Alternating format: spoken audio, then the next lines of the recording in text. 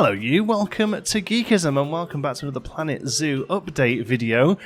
Just a small little thing has been announced, well not even announced really, confirmed on the forums, but it's kind of big for us, kind of big for me, kind of big for people who play these kind of games like I do, in us trying to get the most creativity and realism out of them. And it's to do with the fencing system in the game. Now I was getting really excited about the system used for creating exhibits within this game, because a few of the screenshots clearly show exhibits that are made up that without traditional sort of fence systems. There are some exhibits where the edge of the exhibit is water and a cliff face with terrain. There are some places where the terrain is just built up, and there's some places where other items like rocks and stuff are used as a border. One of the best shots we've got here is one of the really early shots we've got, actually. I think it might have been the first ever sort of zoo screenshot we were given, really. And you can see here in the elephant enclosure, this sort of bottom and left area here is pretty much made up of terrain, and it's the terrain that's keeping the elephants in there and not fencing.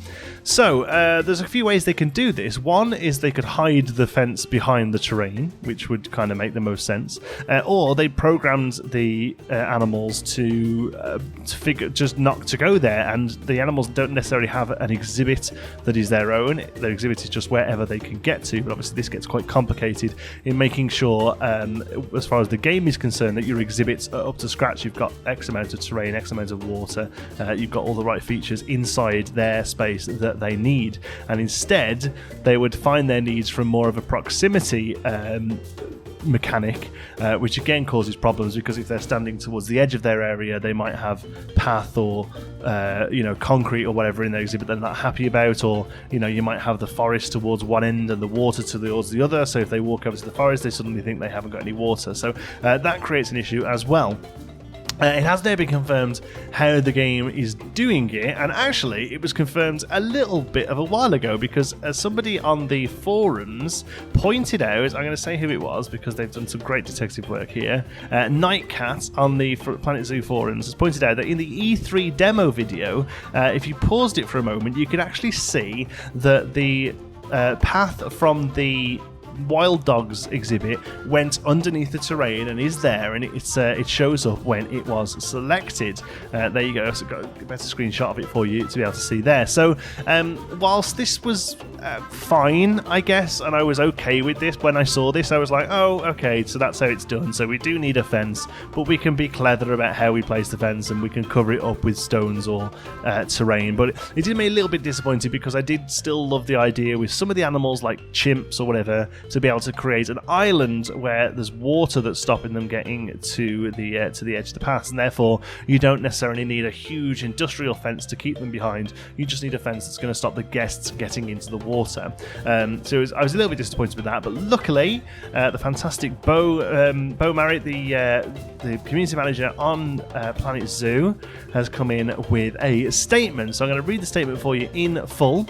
Some very good and correct assumptions in this thread. To clarify, you definitely need fencing, which comes in different sizes and styles, around your habitat for the game to register the habitat as complete. And there are some management and animal functions, such as whether the size of the habitat is right for the amount of animals, that you as the player needs to be mindful of. So that makes total sense. The game, as far as the AI is concerned, needs to know this X amount of space is for certain animal, and it can check whether there's enough sand in it, enough water in it, enough space in it, enough animals of different types and all that kind of stuff.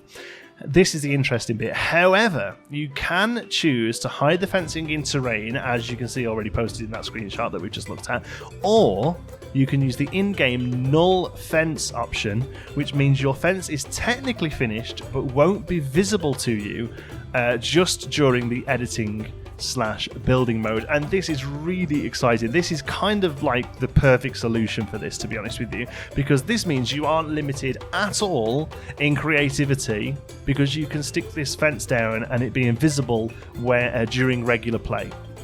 This really excites me. I imagine it's going to look like a sort of see-through fence that you can place down, but when you press play, when you come out of build mode, it just goes away. And that means if you wanted to, you could do ridiculous things where there's no fences at all and just animals just have a space and they just don't go on the paths or whatever.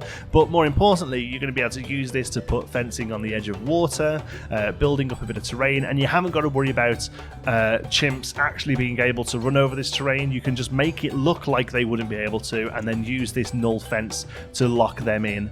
I genuinely didn't even think of this really being an option, but I genuinely think it is the most elegant solution, and I think it's fantastic that Frontier have gone this way. Not only because it means we're going to be able to create great looking exhibits, I also think it means that they are listening to players like me, to the players probably who watch me as well, who love to have that complete creative freedom and be able to make stuff look like however we want it to look like, whether that's people who want it to look crazy and fantastical and in no way real, or people like myself who really try and thrive for that realism.